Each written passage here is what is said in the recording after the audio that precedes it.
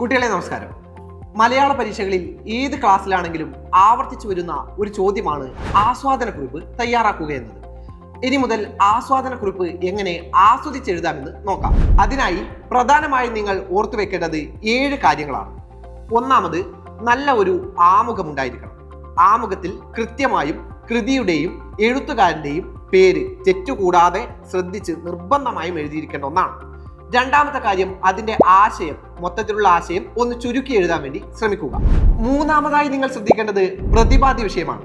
ആ കൃതി അല്ലെങ്കിൽ കവിത ഏത് വിഷയത്തെ പറ്റിയാണ് പ്രതിപാദിക്കുന്നത് എന്ന് കൃത്യമായി എഴുതുക.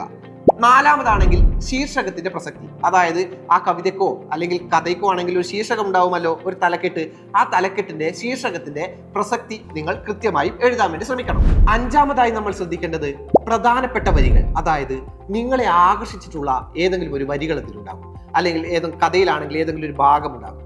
ആ ഭാഗം ഉദ്ധരിച്ചെഴുതാൻ വേണ്ടി, അതായത് അത് ആസ്വാദനക്കുറിപ്പിന്റെ ഭാഗമായി എടുത്തെഴുതാൻ വേണ്ടി ശ്രമിക്കുക.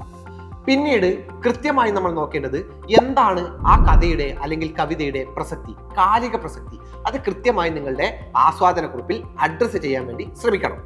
ഏറ്റവും ഒടുവിൽ ഒരു മനോഹരമായ ഉപസംഹാരം കൂടി എഴുതുമ്പോൾ ആസ്വാദനക്കുറിപ്പ് ഭംഗിയായി നിങ്ങൾക്ക് പൂർത്തിയാക്കാൻ സാധിക്കും. കുട്ടികളെ, നിങ്ങളുടെ പരീക്ഷകളിൽ ഇനി ആസ്വാദനക്കുറിപ്പ് എഴുതാൻ വരുന്ന സമയത്ത് മാഷിപ്പോൾ പറഞ്ഞ 7 പോയിന്റുകൾ നിങ്ങൾ ശ്രദ്ധിച്ചെഴുതുകയാണെങ്കിൽ കൃത്യമായും ആ ചോദ്യങ്ങൾക്ക് മികച്ച മാർക്ക് നിങ്ങൾക്ക് നേടാനാകും. അപ്പോൾ ഓണപരീക്ഷയൊക്കെ വരികയാണ്. കുട്ടികൾ നന്നായി പഠിക്കുക.